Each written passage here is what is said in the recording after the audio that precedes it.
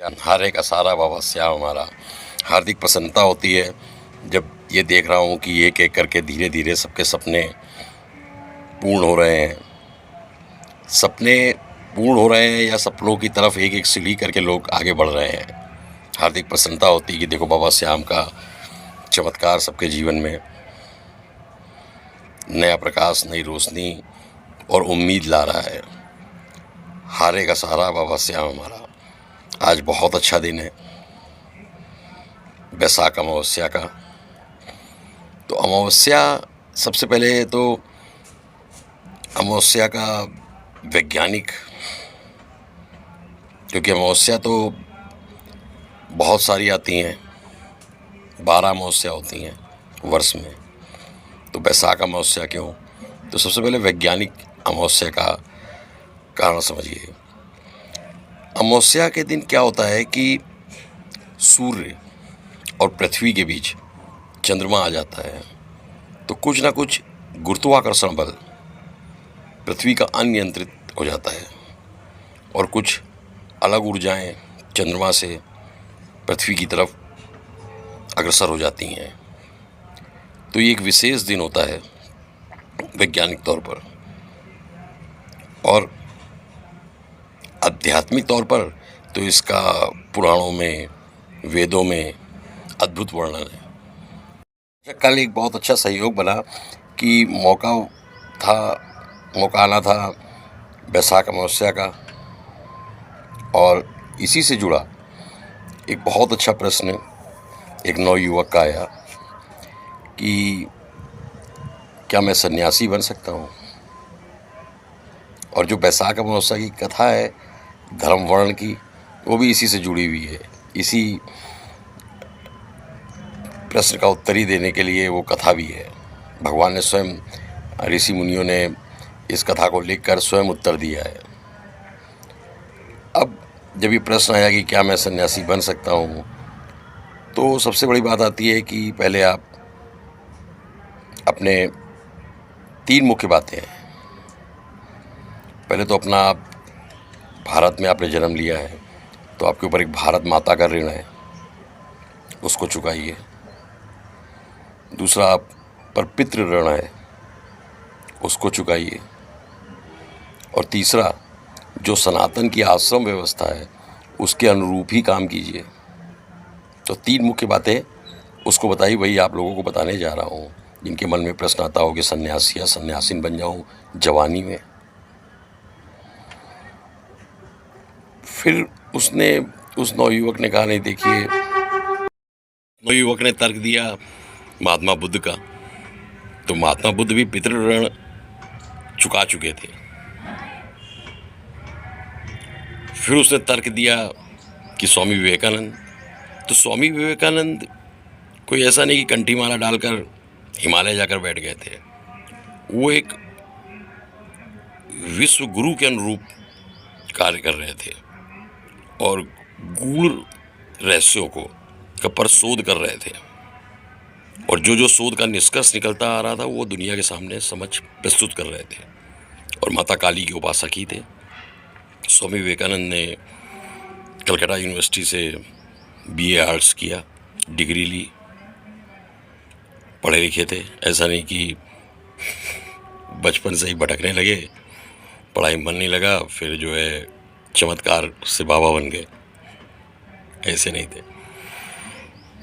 और बहुत ही अल्प आयु में उनका निधन हो गया। हो सकता है आगे जाके वो विवाह भी करते, क्योंकि उनको इस बात का ज्ञान था कि पितृऋण भी होता है। और उन्होंने रामकृष्ण परमहंस से मिलने से पहले ब्रह्म समाज के जो एग्जीक्यूटिव कमेटी थी, कार्यकारी समिति, उसमें भी कार्य किया, और रामकृष्ण मिशन ट्रस्ट भी, मिशन की भी स्थापना की। तो कार्य कर रहे थे।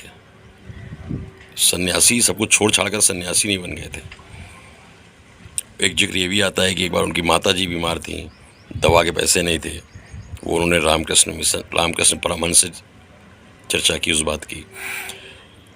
तो फिर तीसरा उसने तर्क दिया नवयुवक ने, आप मना कर रहे हो, फिर आप।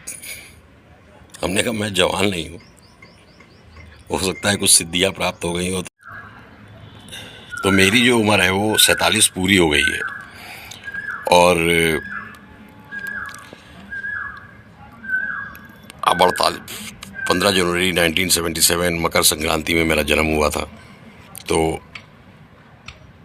मैं कोई नौ युवक नहीं हूँ और पितृऋण चुका चुका हूँ। आगे क्या है मैं बताऊँगा आपको, जो आपको बैसाख अमावस्या की कथा है उससे मिल जाएगी कि पितृऋण क्या है। और भारत माता की सेवा में अपना श्रमदान करता रहा हूँ। और भारत माता की सेवा में श्रमदान जब मैं नवयुवक हुआ तो आप लोगों को मीठी मीठी मैंने श्रमदान किया। मतलब मैंने नहीं बनाई, ना मैं फैक्ट्री का मालिक था। चीनी जहाँ बनती है वहाँ मैं कुछ भी समय दिया, रात दिन काम किया, तो श्रमदान दिया चीनी के उत्पादन में। फिर आगे बढ़ा तो तब मीरा रोड जैसी जगह में बॉम्बे की पानी की बड़ी दिक्कत थी। मीरा रोड इतना सूना सपाटा था कि वहाँ शाम को 4 बजे के बाद जाने से भी लोग डरते थे। हम लोग जाते थे, कहते कि 4 आटना टैक्सी ऑटो जो है वो वापस। अब तो मीरा रोड में पैर रखने की जगह नहीं है, तो वहाँ पानी नहीं था। तो वहाँ पर पानी की व्यवस्था के लिए भांडुप से चारकोप तक 13 किलोमीटर सुरंग बनी, उसमें अपना योगदान दिया। तो फिर गोरेगांव चारकोप भांडुप की जो झील है पवई लेक से पानी लेकर चारकोप तक पहुंचाना 13 किलोमीटर, उसमें अपना श्रमदान दिया। रात रात में भी काम किया। मतलब वो किस रूप में किया? श्रमदान किया। क्योंकि कोई अधिकारी होता है तो भी तो परिश्रम करता ही है ना। फिर आगे बांद्रा से वर्ली जाने में बहुत समय लगता था, तो बांद्रा वर्ली सीलिंग ब्रिज के लिए श्रमदान किया। घाटकोपर में सीवर की प्रॉब्लम थी, तो घाटकोपर टनल बनाने में श्रमदान किया। प्रयागराज जहाँ पर कुंभ हुआ वहाँ पर ब्रिज की समस्या थी, ब्रिज नहीं था गंगा के ऊपर, तो वो ब्रिज नैनी ब्रिज उसमें श्रमदान किया। फिर आगे चले तो एक सिटी मॉल को छोड़कर गुड़गांव में कोई मॉल भी नहीं था, तो सहारा मॉल बनाने में श्रमदान किया। अब मानते हैं वो सहारा मॉल की स्थिति सही नहीं है, लेकिन तब वो दूसरा मॉल था गुड़गांव का। और आगे चलते हैं तो अयोध्या श्री राम मंदिर, लखनऊ से उसको जाने वाली जो सड़क थी वो बहुत ही दुर्दशा थी। उसको बनाने की जो परियोजना आई उसमें श्रमदान किया। और आगे चलते हैं, तमाम छोटे बड़े देश के निर्माण कार्यों से जुड़े प्रोजेक्टों में श्रमदान दिया। फिर भारत में जो पहला कूड़े से बिजली बनाने का प्लांट, उसमें श्रमदान दिया। भारत में प्राइवेट रेल के इंजन डिब्बे बनाने की फैक्ट्री, उसमें श्रमदान दिया।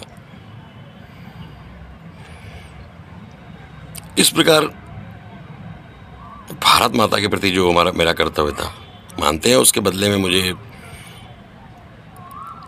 पारिश्रमिक मिली, पर कर्तव्य तो किया। तो उस नवयुवक ने जवाब दिया कि मौका मिले तो मैं भी करूँगा। तो मौका मिलता नहीं है, मौका ढूंढना पड़ता है। मैंने कहा मौका आपके पास चल के नहीं आएगा। अब मौके तो बहुत मिलते हैं, लेकिन लोग चूजी होते हैं। मैं रात में नहीं जगूंगा, मैं इस जगह पर नहीं रहूँगा, उस जगह नहीं रहूँगा, इत्यादि इत्यादि। तो भारत माता की सेवा करने के बहुत सारे मौके हैं। और फिर उसने कहा अच्छा भाई पितृऋण क्या है? तो हमने कहा फिर अब जो है बैसाख अमावस्या की कथा भी हो जाएगी और तुमको ये भी पता चल जाएगा कि पितृऋण क्या है। तो वो एक सामान्य शिक्षा लेने के बाद पहले तो भारत माता के प्रति जो कर्तव्य है, जो ऋण है, उसको चुकाए। और अब आप लोग भी सुने बैसाख मास का महत्व, क्योंकि बैसाख मास का महत्व, साथ में बैसाख अमावस्या का महत्व। बैसाख मास जो है वो विष्णु भगवान को अति प्रिय है। और बैसाख अमावस्या में सूर्य जो है वो मेष राशि में प्रवेश कर जाते हैं, तो इसका महत्व और बढ़ जाता है बैसाख अमावस्या का। स्कंद पुराण में, अगर आप स्कंद पुराण को पढ़ेंगे तो उसमें इसका काफ़ी महत्व बताया गया है। और स्कंद पुराण से ही एक कथा निकल कर आती है कि प्राचीन काल में एक धर्मवर्ण नाम का नवयुवक था। वो ऋषि मुनियों की काफ़ी आदर सम्मान करता था और पूजा पाठ व्रत सब करता था। एक दिन वो कहीं जा रहा था तो उसे कोई ऋषि मिला, कोई संत मिला। उसने कहा सब कुछ विष्णु भगवान की माया है, नारायण की माया है, जिस पर नारायण की कृपा होती है वही सब कुछ है। फिर लक्ष्मी, कुबेर, सब नारायण की लीला है, तो उनको प्रसन्न कर लो तो सब है पृथ्वी में। अब ये बात धर्म वर्ण को लग गई। उसने घर बार छोड़ दिया, माँ बाप को छोड़ दिया और सन्यासी बनकर इधर उधर घूमने लगा, विष्णु की तलाश में, नारायण की तलाश में तपस्या करने लगा, घूमने लगा, घूम कर घूमते घूमते कई दिनों तपस्या की, कुछ शक्तियां उसके अंदर आई। वो घूमते घूमते पितृलोक पहुंच गया। वहां देखा कि सारे पितृ जो है उसके रो रहे हैं, जो उसके पूर्वज थे, उसके बाबा परबाबा। तो उसने कारण पूछा, भाई ये क्यों सब रो रहे हैं हमारे पूर्वज, जो वहां पर दूत था पितृलोक का। तो उन्होंने कहा कि तुमने सन्यास ले लिया इसलिए रो रहे हैं, आगे इनका पिंडदान कौन करेगा, आगे वंश कौन चलाएगा, तो ये सब रो रहे हैं। अब धर्मवर्ण को लगा फिर क्या उपाय है कि ये मैंने तो सन्यास इसलिए था कि इन सबको प्रसन्न करूं, इनको इनसे मिलूं आगे, पर ये मेरे आने पर रो रहे हैं मुझे सन्यासी के रूप में देखकर। तो उनका उपाय यही है कि तुम पितृ ऋण चुकाओ और जो बैसाख मास में अमावस्या आएगी उसमें व्रत, पूजन, स्नान, पिंडदान करो और तब तुम्हारे पितृ जो हैं वो प्रसन्न होंगे और आगे जाकर विवाह करो और पितृ ऋण से मतलब वंश को आगे बढ़ाओ। धर्म वर्ण ने ऐसा ही किया, आगे जाकर व्रत, पूजा, स्नान, दान सब किया बैसाख अमावस्या को, और नारायण की कृपा हुई और उसका वंश काफ़ी फला फूला। तो ये है बैसाख अमावस्या की कथा। तो इस प्रकार जब नवयुवक आना चाहते हैं, सन्यासी बनना चाहते हैं, तो तीसरी जो बात आती है वो है कि हमारे सनातन में आश्रम व्यवस्था है। हमारे यहाँ गृहस्थ आश्रम है, ऐसा नहीं है, वन्य आश्रम है, संन्यास आश्रम है। मतलब किस उम्र में क्या करना है ये सब हमारे सनातन में, कि किस उम्र में सामाजिक दायित्वों का निर्वाह करना है, किस उम्र में गुरु की तलाश करनी है, किस उम्र में आपको सन्यासी बनना है, किस उम्र में। अभी तो कोई भी चला रहा है जीवन का कोई अनुभव नहीं कि चमत्कार हो गया, मेरे अंदर भगवान आ गया और मैं सन्यासी हूँ। ऐसा नहीं है। प्राकृतिक नियम कभी देखा है आपने? कभी आपको कहीं पेड़ एकदम से ज़मीन में उगा दिखा? चमत्कार केवल ईश्वर ही करते हैं, और ऐसा कोई चमत्कार इंसान को दिखता भी नहीं है। तो एक व्यवस्था है, उसका पालन करना है। हाँ, मौका मिलेगा अब 60 साल के बाद या 50 साल के बाद आप 45 साल के बाद जब अपने ऋण आप उतार चुके हों, आप सन्यासी बनिए। और जीवन का अनुभव भी आवश्यक है। जीवन का अनुभव लिए बिना आप अध्यात्म कैसे समझेंगे, उसकी ABCD कैसे समझेंगे। अभी तो ये हो रहा है कि कुछ कुछ को तो मैंने देखा कि शिशु का ध्यान कैसे रखना है, जो कभी गर्भवती नहीं हुआ वो सिखा रहा है। सब कलयुग का मजाक है। तो शंख ध्वनि हो रही है, क्योंकि पूजा पाठ निरंतर चलता रहता है ब्राह्मणों के द्वारा नियमानुसार। तो शंख ध्वनि इस प्रकार जो सनातन की आश्रम व्यवस्था है, उसका पालन जिस भी देश में आपने जन्म लिया है, उस देश के प्रति, उस देश की मिट्टी के प्रति कर्ज, ऋण और पितृ ऋण, इन तीनों को उतारने के बाद ही आप सन्यासी बने। फिर एक आएगा 40 के बाद की उम्र, उसमें सन्यासी बने, बाबा बने। हाँ, लेकिन फिर ये है कि एक उम्र के बाद आपको एकांत में रहकर, जो कि 70 के आसपास आती है, अपने मोक्ष के लिए प्रयास करना होगा। जय श्री श्याम, हारे का सारा बाबा श्याम हमारा। प्रश्न पूछने के लिए आप लोग व्हाट्सएप नंबर, जो कि फेसबुक में उपलब्ध रहता है हर वीडियो के साथ, वहाँ से आप भेज सकते हैं। मिलेंगे फिर।